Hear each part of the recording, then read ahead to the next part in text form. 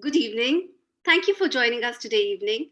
I am Preeti Hingorani, Vice President of Brand and Public Relations at Cambridge University Press.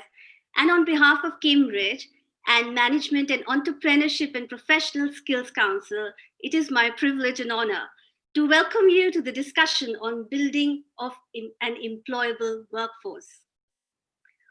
Well, the first thing that comes to my mind speaking about this is what Honorable Prime Minister Narendra Modi said when he launched Skill India program. He said that the country's young population could do wonders if trained well in various works and trades available in the work. Yes, we are a young country. By 2030, a third of the world's working population is going to be from India. There are 711 million people in India in the working age group of 15 to 59 years, with a majority requiring additional new skill. As a country, we add 12 million people to the workforce every year. And we still hear that the workforce is not employable. People need skills. So it is time committed organizations come together and start working together to make this critical difference.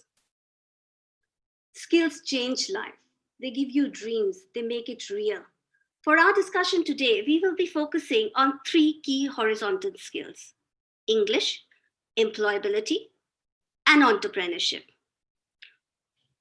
We are really fortunate to have industry veterans with us today who would address how we could rapidly expand the capacity of the skill training sector. And it's again my privilege and honor to introduce our esteemed panelists to you. Dr. Biswajit Saha. So thank you very much for joining us. Dr. Saha is the Director for Training and Skill Education in CBSE. He manages the work of skill curriculum, design, development of student resources, books, training manuals. He also monitors the execution of various teacher training programs by CBSE through their Center of Excellence. Ben Knight. Ben is the Director for Language and Pedagogy Research at Cambridge University Press. He leads on using high-quality academic research to develop more effective learning materials and resources. With his expertise in curriculum development and pedagogical research, he helps to underpin Cambridge's educational resources with research-based insights and conceptual models. Colonel Anil Pokhriyal. Sir is the CEO of MEPSC. He has a diverse professional experience of more than 2 decades across 2 continents in fields of project management, operation management, including SCM, business development, procurement, UN peacekeeping operations, and skill development. He's been working in challenging environments in the corporate sector, United Nations, and the Indian Army. Govindan. Govindan is the Managing Director of Cambridge University Press. He has been associated with Cambridge for over 22 years. He has an impressive track record in driving sustainable growth, building effective teams, and long-lasting relationship with all our customers in a multicultural environment. He has deep knowledge of Asian education and English language learning sector and is passionate about the difference quality education and skill development can make for building successful careers. With this introduction, we can now start our discussion. So the first question always goes to the researchers in terms of the hows and whys. So I'll bring my first question to you, Ben. With your deep understanding of curriculum, assessment and development of life competencies framework, which serves as a foundation to developing employability skills, how do you view English, employability, and entrepreneurship as one of the key skills in the global as well as local markets?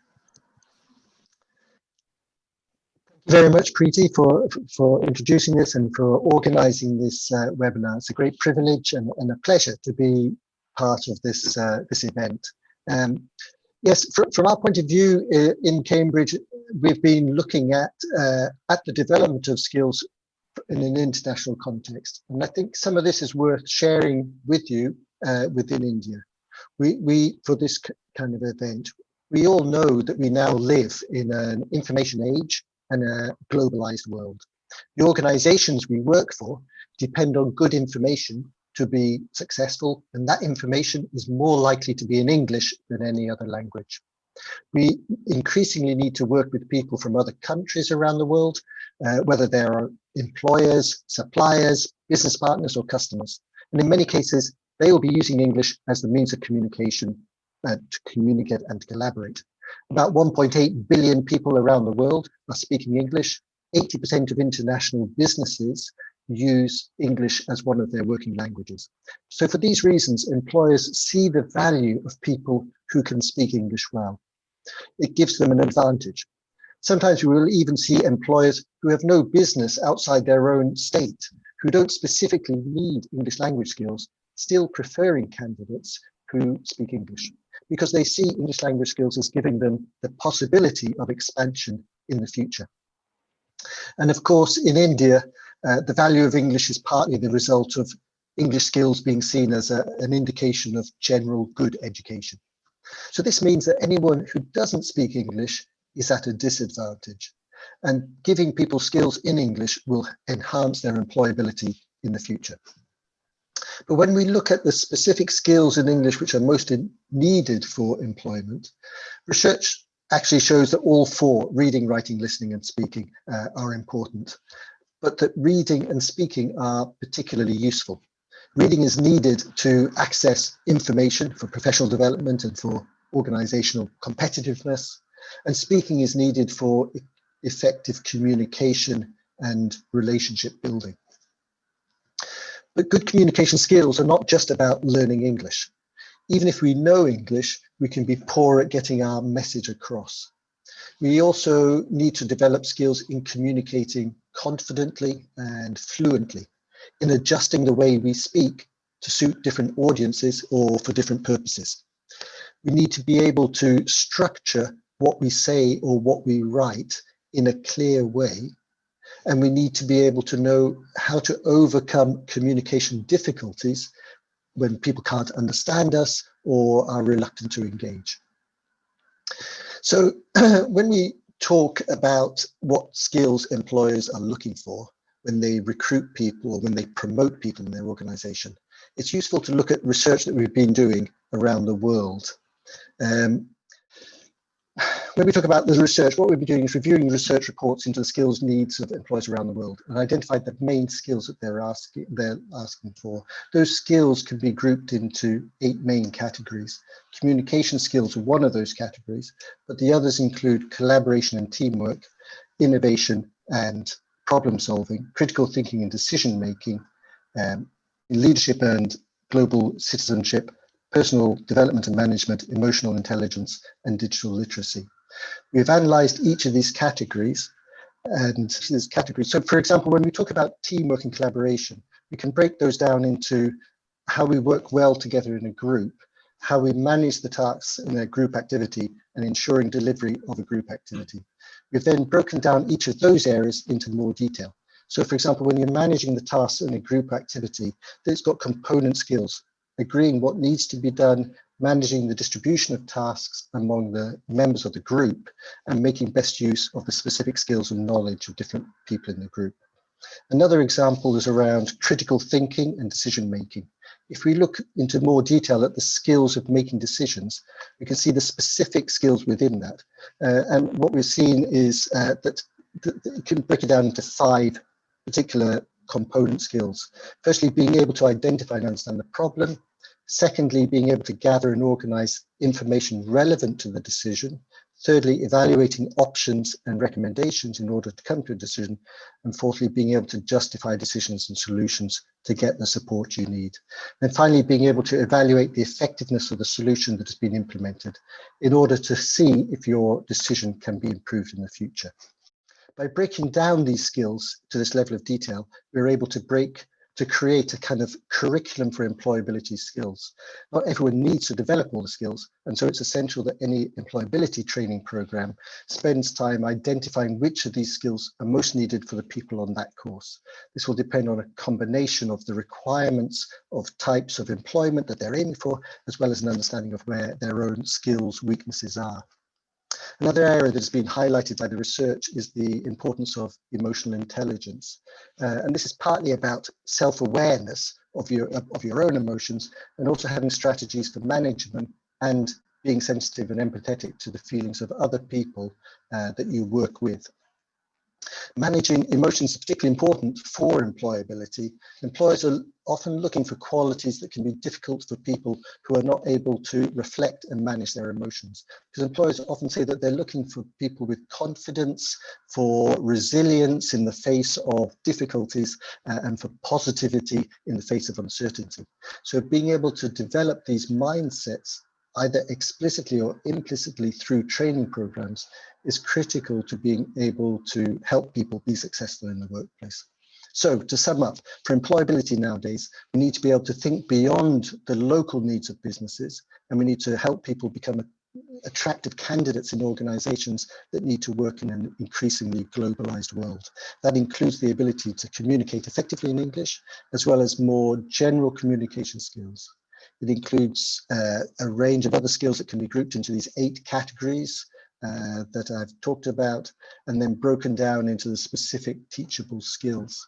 In many ways, India is really well positioned to succeed in the modern world. Its diversity within the national boundaries means that people are more likely to develop the kind of communication collaboration skills needed for the diversity of international contexts.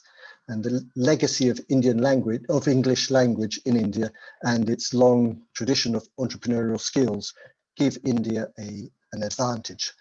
But with millions of young people entering the job market every year, it will take a massive investment of training to realize the benefits of that advantage. But thanks for your patience. No problem. Thank you very much, Ben. Very good points raised about confidence, resilience, and positivity that we need in our workforce. And I'll now move on to Dr. Saha. So you are leading our education systems to impart skill-oriented education and training programs.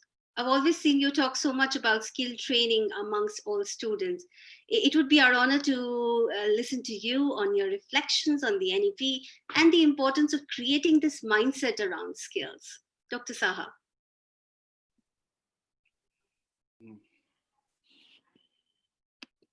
Yeah. Thank you. I think Ben has highlighted the major requirement of employability skill.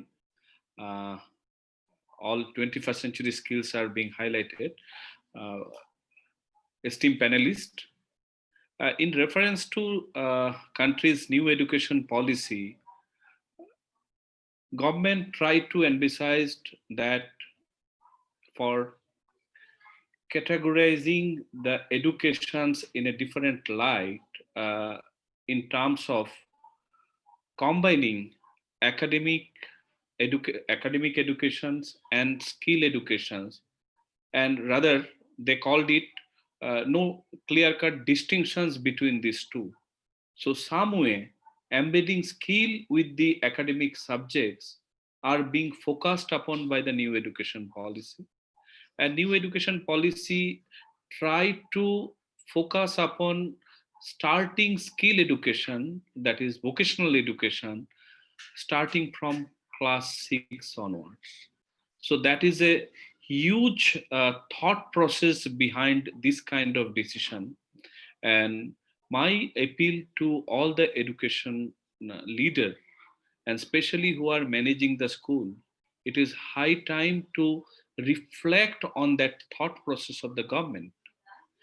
Because as we look into all developed nations, that clear cut one way they try to segregate vocational education and academic education into 2 separate lines, and later on try to bridge them up and as a unified journey that all vertical mobility and horizontal mobility has they established. So here, my good colleague from the Management Sector Skills Council, Colonel Pokhriyal and Mr. Saha is also very much present. So it is high time to collaborate with each other in terms of bringing this kind of synergy into the ecosystems. And actually, this is possible when the multiple agency collaborate. So I think for organization also, the 21st century skill requirement is highly needed, because through that we can really gear up the systems and ignite the parents as well as students. Not the vocational education is not a alternative, but it's a combined pathway, especially in school, because one way in the morning in one of the session, some eminent panelist was highlighting this 90% are not employable, 10% are employable. So these debates are already there in the systems. Now we can discuss about the problem, but let us find solution. And I think focusing on 21st century skills right from the school to university level, and bringing digital skill, communication skill, creating entrepreneurial mindset, it is really need of the hour. Because many a times we ourselves are confused in terms of educating our children that education means fetching a job from a corporate good company or government, or so that means that fast ambition is killing the entrepreneurial skill in the student mind. So if that kind of blending we are rather trying to give to the student, then over a period of time, they their basic innovations will be killed. So my humble request, through this kind of discussions, participations, let us bring a positive synergy so that entrepreneurial mindset and employability skills will automatically grow if we focus upon competency based education, which is the soul of the entire national education policy. Thank you, Preeti. Thank you very much, sir. Very well said. It's the competency-based education we're heading to, and let us find the solutions. And this webinar certainly is in that direction, and we've been really honored to hear from you. I'll now go to Colonel Pokhriyal. So, with your underlying commitment to nation building, which has always been there as you have been from the Indian Army and as a leader of MEPSC, we've been talking about entrepreneurship, English, employability. I would bring back the question to you to share your insights on the genesis of this Triple E program that the MEPSC has designed and the promise it holds for our generations who are in the education and the skilling system right now. And together with Cambridge, how do you see it unlocks the true potential of the young demographic that we have? Thank you. Thank you. Thank you, Preeti, for a lovely introduction. And to my fellow panelists, I am really honored to be part of such a esteemed and learned stalwarts from their respective fields. Dr. Saha, Ben from UK, Govindan, the MD of the Cambridge University Press, and the audience which has found time to listen to this and discuss the deliberations on this important topic of building the employable workforce. So taking off from when Ben started and then taken forward by Dr. Saha, actually we have to get together and there has to be a mindset change. Dr. Saha very rightly brought out that we have to create entrepreneurs and there has to be a change of mindset from getting a job to becoming an entrepreneur, from taking a job to giving jobs. And that all requires, as Ben said, English is a global business language and the official communication language. So combining all these issues and having the employability skills, which is actually the bane, which is all the employers have been telling that this is one important skill which is probably lacking in many of the graduates or the employees which are joining the industry. So I'll just take you through the initiative under the Skill India mission done by Management Sector Skill Council, which we call it as English, Employability and Entrepreneurship Skill. So the entire background was that there was a very small kind of initiative of just about 40 hours, which was found very insufficient, and we worked around a program of 155 hours. The ministry asked us to strengthen the English, employability and entrepreneurship skills and define the table of content, variants and the duration of the program. The objective was very clear: to increase the employability skills, inculcate the innovative and experiential curriculum, have the professional exposure, and also introduce the mentoring and guidance as part of on-the-job training to increase the retention of our employees in the companies.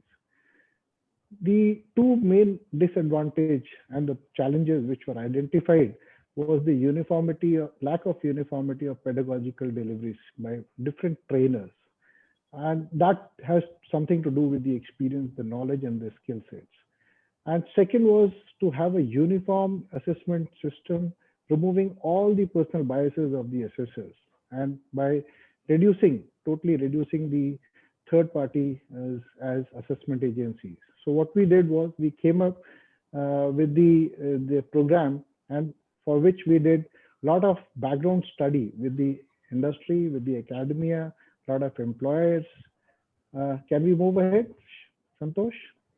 So this was the pre-implementation strategies, which was essentially 4-pronged, wherein we conducted the industry need analysis, went through the development process, we reviewed our literature, all the content and the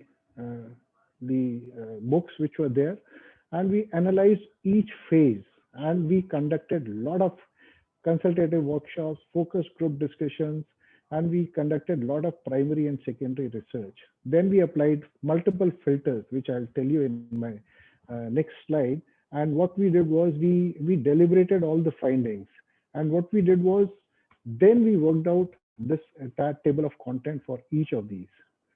Now, what we had worked out for the English, the 4 important aspects of listening, speaking, reading, and writing was shortlisted, and they were benchmarked to the common European framework regulations. And we came out with 3 variants of 30, 45, and 60 hours, depending on the entry level or the education level of the trainees. Now, Skill India mission has got a very unique kind of a training target segment, which is the school dropouts, the college dropouts, or even illiterates, because it is very skill oriented. So education was in many of the job roles in many of the sectors is not the primary requirement. Skill is the requirement. Then we came up with the employability skills of 2 variants, wherein we introduced the digital literacy, financial literacy, communication skills, self-management, working with others, dealing with customers. And in the second variant of 75 hours, we had the interviewing preparation and the problem solving also included in that. The third segment of the EEE was the entrepreneurial mindset, which has got a 20 hours component, and which is essentially to identify the entrepreneurship and the business requirement and the types. And what is the difference between the self-employment and the entrepreneurship, to expose the student and the employees, to discover, develop, and assess the business opportunities, understand the government schemes and the support which they can get from, handle the basic business accounting and the regulatory compliances, thus mitigating their business risk. What we did was the filters which we applied was for the manufacturing sector separately and for the service sector, for the customer facing and the non-customer facing, the educational qualification and the national skills qualification framework levels. And we came up with a hybrid and a blended content. The outcome of which was that we had the variant 2, which was for education class class pass student from 6th to 8th standard, and the variant 3 was from 9th to 12th standard and beyond class 12th standard. The non-customer facing job role was for the variant 1, which was taken as below class 5th standard pass students. Now a pilot was done for 9 job roles across 5 sector skill council, which was done on a learning management system, totally on a blended learning mode and an online assessment platform system. So the first time the 6 national occupational standards were approved by the government, and what we had worked out a very integrated platform wherein we had a separate login ID for the trainer and the stakeholders, and we had the entire training content and the entire life cycle of the candidate going through that entire learning management system, and where we can monitor the training. The dashboards were there, the analytics were there to get a 360 degrees insight into the trainee's progress. The best part was that the candidate can do infinite number of revisions and appear for the test and improve his skills or her skills. Essentially the challenges and the impact, what we did was we had 37 sector skill council. There were more than 373 job roles which were reviewed to find the best fit solution. We had a huge 15 lakh plus trainees which had to be taken through this program. So we had to take one step at a time. So what we did was constantly we were reviewing, redesigning and reporting and trying to fit and come out with the best solution. We conducted the website, the walk-ins, we did the PR and the advocacy to popularize and take it to the larger population and the stakeholders. And what we did, we also had to integrate the payment portal, the life cycle of the entire candidate on the data management system, and its safekeeping and the integrity. The impact was after this program, and this impact study has been done by Indian Institute of Management, Visakhapatnam, and which gave us very enlightening results, which was quite encouraging.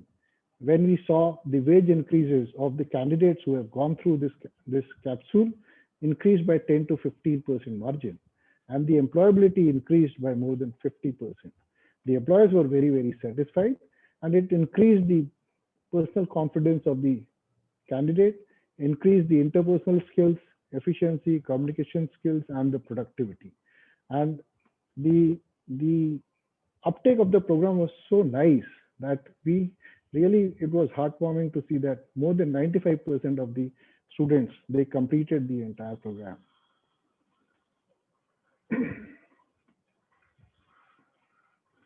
Next, Santosh. And these are some of the testimonials from different sectors.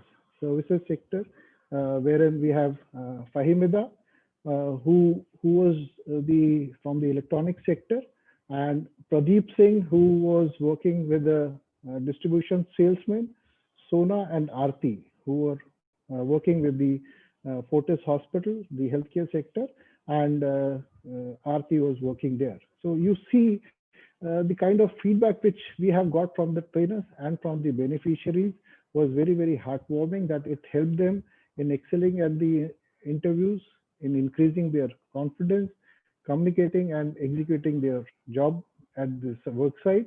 And the course was very well taken by all of them, including the trainers. And it also increased the salary. So this was largely the study's major points by IIM Visakhapatnam, wherein the study was done across 58 districts in India. And the best thing was that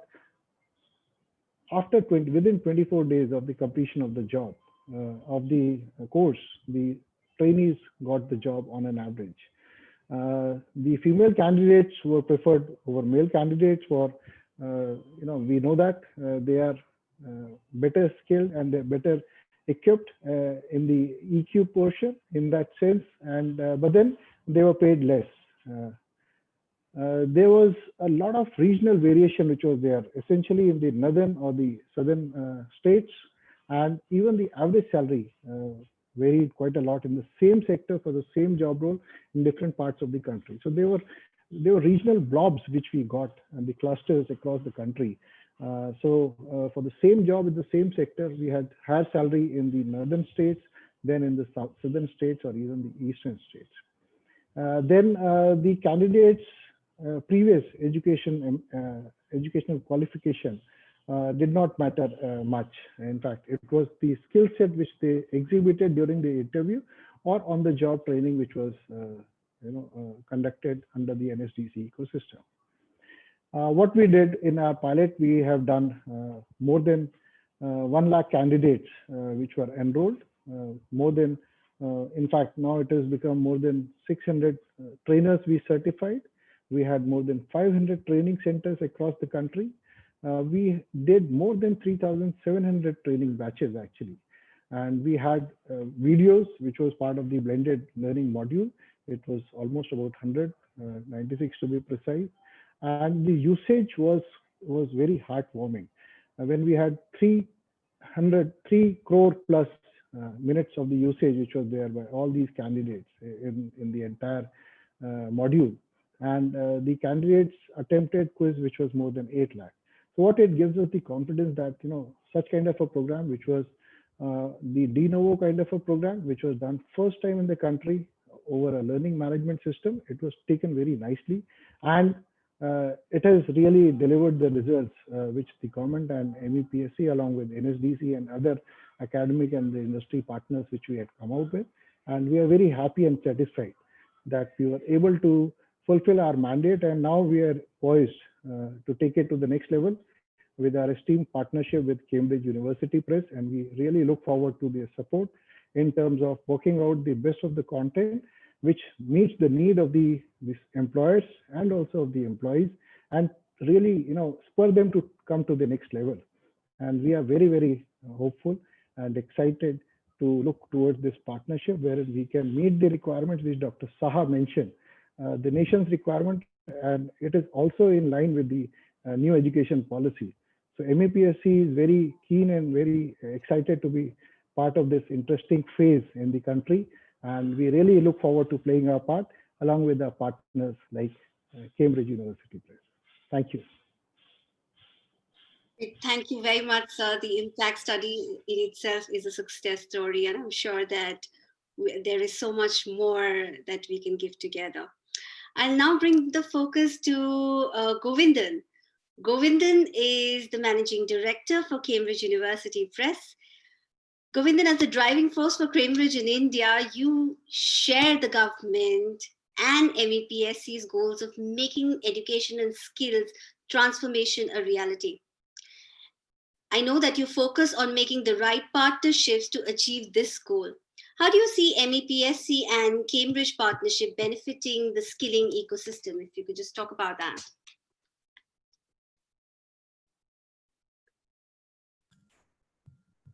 Let me try and mute myself. I hope you can hear me now. Yes, we can. Thanks a lot, Preeti, for that nice introduction.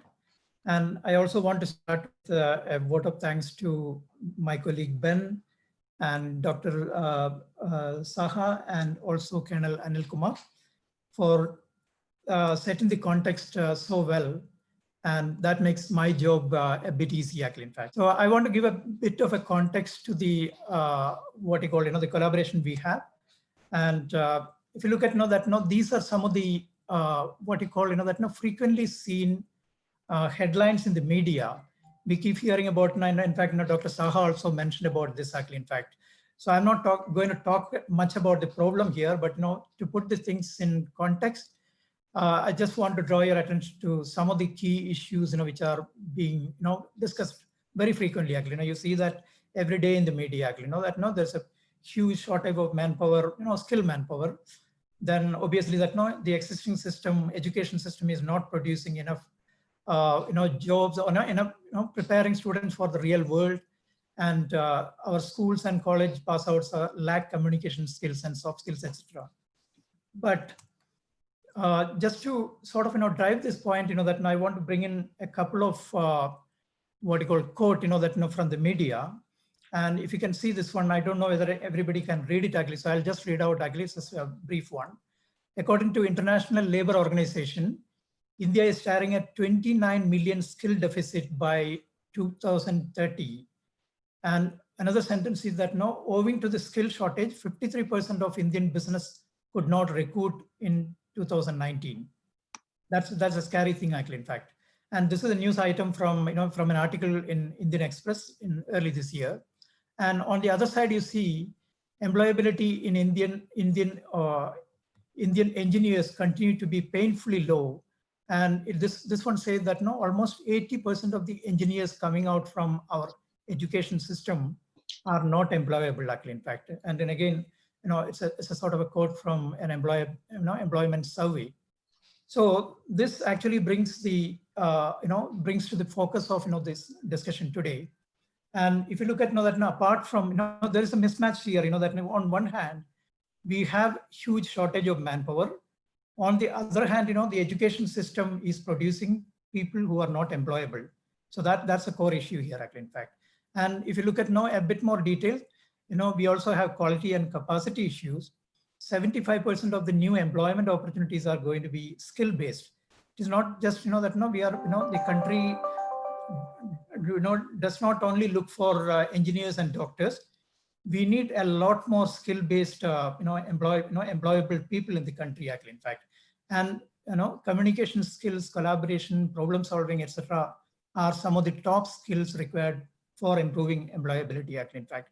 And I think a couple of our panelists has already talked about directly. These are the 21st century skills which is required for improving employability in the market, actually, in fact. And another big issue we have in India is accessibility. The equity problem. That because of our country is widespread and the wide geographical spread, it is impossible to reach out provide the required training at every town and city. So that is another problem. And obviously that there is a very large varying socio-economic issue. All these contribute to the problems, actually, in fact. And then an important issue which in fact briefly talked about in Ben's presentation, standardization of skills and qualification. This is very important, actually, because unless we know the employers, potential employers know the level of knowledge and skills our graduating students have, it will be very difficult for them to recruit people, right people, actually, in fact. And unfortunately, within India, each state produce people with different qualities and different skill set. That makes it very difficult for employees. And it's just in India. And we are also looking at employment opportunity for people working, going beyond Indian borders, actually, because we need to expand the possible employment for our graduates going beyond India, actually. And unless we have standardization or benchmarking against international standard, that is going to be extremely difficult, actually, in fact. So these are some of the problems, actually. And how do we solve the problem? Dr. Saha very clearly mentioned that we should not be talking only about the problems, actually. We should be talking about solution. And I personally think that this is our belief as Cambridge University Press. We have been working with lots of government agencies, universities, and private and public sector organizations, for working in partnership, actually. Because Cambridge is an expert in producing content and curriculum and assessment, and we do have the expertise, as Ben briefly mentioned. And we have to collaborate with organizations like MEPSC and NSDC, the National Skill Development Corporation, and these are organizations working on the ground. And the problem can be solved if only we are able to collaborate with these kind of organizations.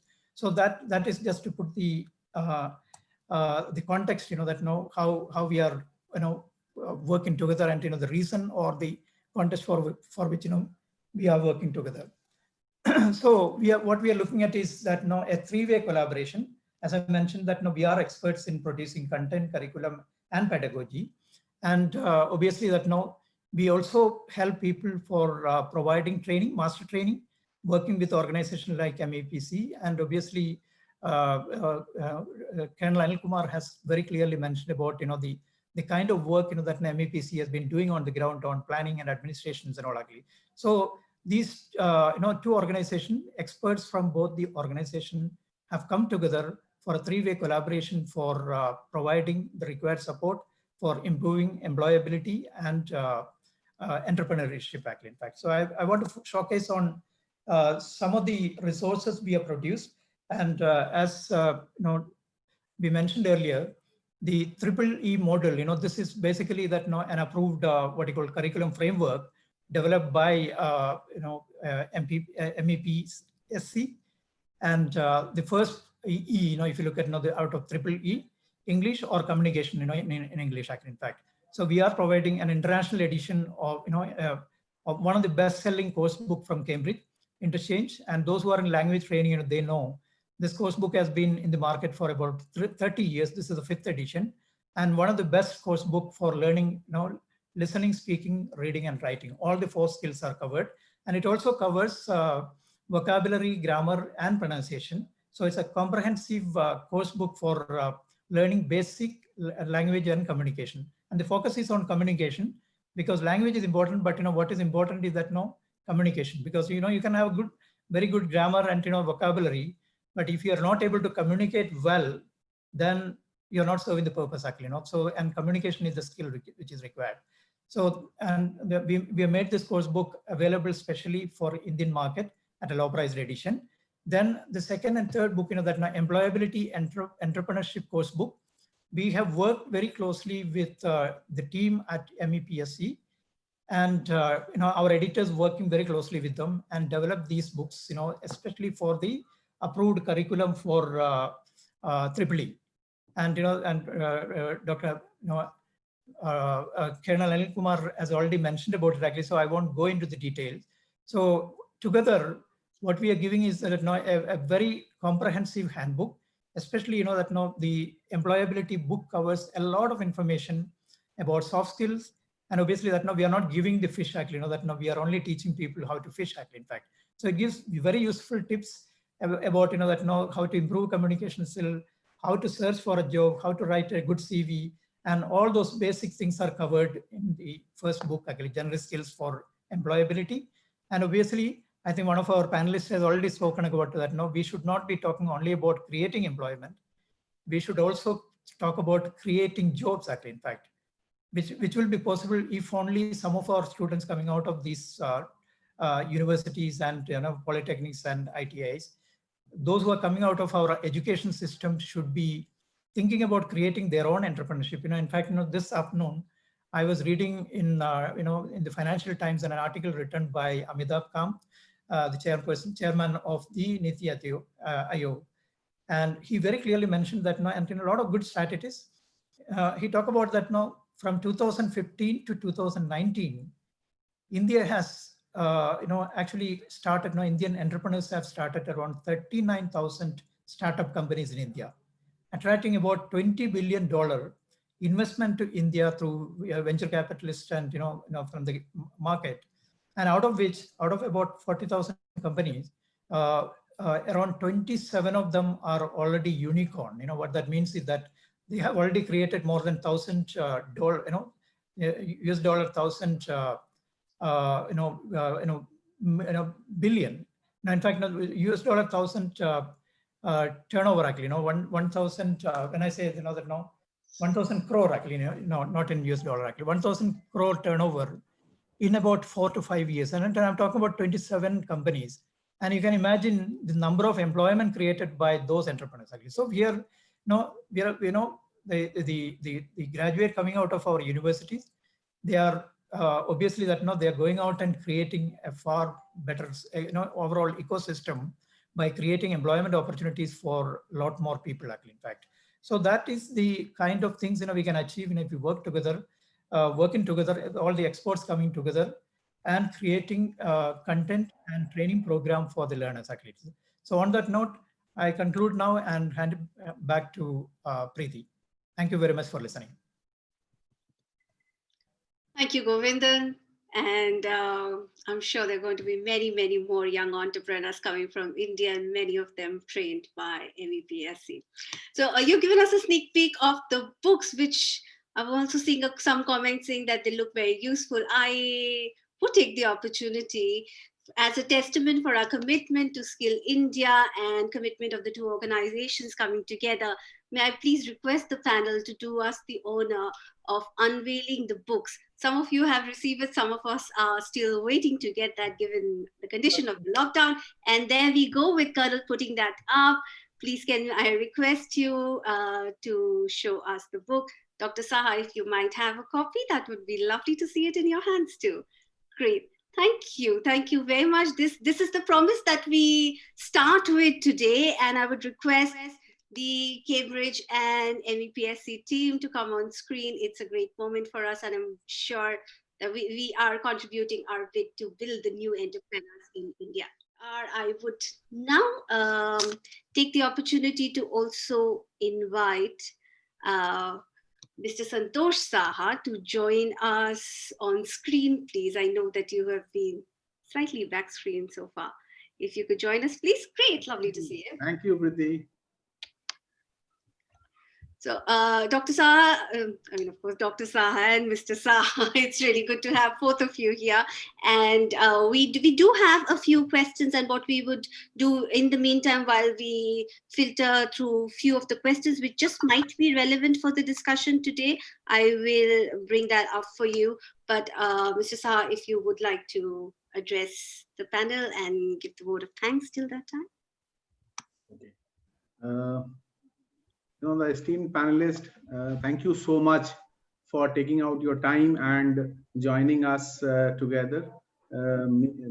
Ourselves from MEPSC and Cambridge, we together worked out this program for creating the awareness on these foundational skills. We worked out this because we thought this is the need of the hour. And that's the reason I invited Dr. Biswajit Saha, who humbly accepted our invitation. So on behalf of Management, Entrepreneurship, Professional Skill Council and Cambridge University Press, let me first take the opportunity to thank Dr. Biswajit Saha, Director Skills and Training from CBSE, for taking out his time for all of us and sharing his thoughts on the right skill sets. Sir, with simplicity, you has given us many thoughts and directions to ponder upon. I would also like to sincerely thank Mr. Ben Knight, Director of Language Research from Cambridge University Press, for accepting our request to attend the webinar irrespective of the time difference which we have between India and the UK, and providing the insights on research on English language. The entire program actually was conceived and guided under the leadership of the head of the organizations from MEPSC and Cambridge University Press. Our heartfelt gratitude to Colonel Anil Kumar Pokhriyal, the Chief Executive Officer of MEPSC, and Mr. Govindan, Veedu, Managing Director of Cambridge University Press. I would also like to thank all the participants who from different stakeholders, from higher education institutes, from various schools, skill development missions, training partners, the trainers, the student fraternity, for registering and taking out the time for this webinar. Of course, I would like to thank Ms. Preeti Hingorani for moderating the entire program. Last but not the least, the efforts put in by the entire team at MEPSC and Cambridge India has done a commendable job to put together this whole event to a success. In a follow-up to this webinar, we will be launching a few series of webinars and bring other esteemed panelists to get their views on these foundational skills of English, employability, and entrepreneurship. We would look forward to such support in the coming days. Do join us then while I sign off for the day. Thank you. Jai Hind. Over to you, Preeti. Thank you very much, Mr. Saha. It's been such a pleasure to have you and to work along with teams at MEPSC. And our heartfelt gratitude to Dr. Saha for making the time, and for Ben for making the time from UK and being with us. I'm sure that, as you rightly said, there will be a series of webinars that we will be organizing around this. We will also ensure that we put up all the presentations that were used today in case any of our viewers might want to access these. I do see a few questions that keep coming in to say that how can we access the training program? How can we access the book? I'm sure that we will follow up with a few links for you to get this information. And then, we will be actively in touch with you and also service all the requests that are coming in. On behalf of the teams, I really like to take the opportunity to thank each one of you for making the time to be a part of this discussion as the panel, as the viewership, and raising some relevant questions which will come through. And I'm sure that most of us are going to be in touch and ensure that we are providing the right skill and training programs as we go along. Right, so I would say that we have ended very much on time and just the way we had started. And I would now come back to the panelists. They might want to say a word of thank you to the viewers. And thank you very much. Have a good evening.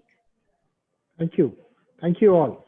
Thank you, Preeti. And I just want to thank all the audience for making it to the event. Yeah. And I personally believe that this is just the beginning of our collaboration with MEPSC. And we look forward to working together more closely. Thank you very much. Thank you, everybody. Thank you to all the panelists. Thank you very much. Saha, Dr. Saha, Ben, Mr. Govindan, Preeti and team from Cambridge and MEPSC. And thank you all to all the audiences. Please stay connected. Leave your email IDs so that we can get in touch with you one-on-one also. Thank you. All the best. Happy Diwali to all. Yes, very happy Diwali. Thank you. Thank you.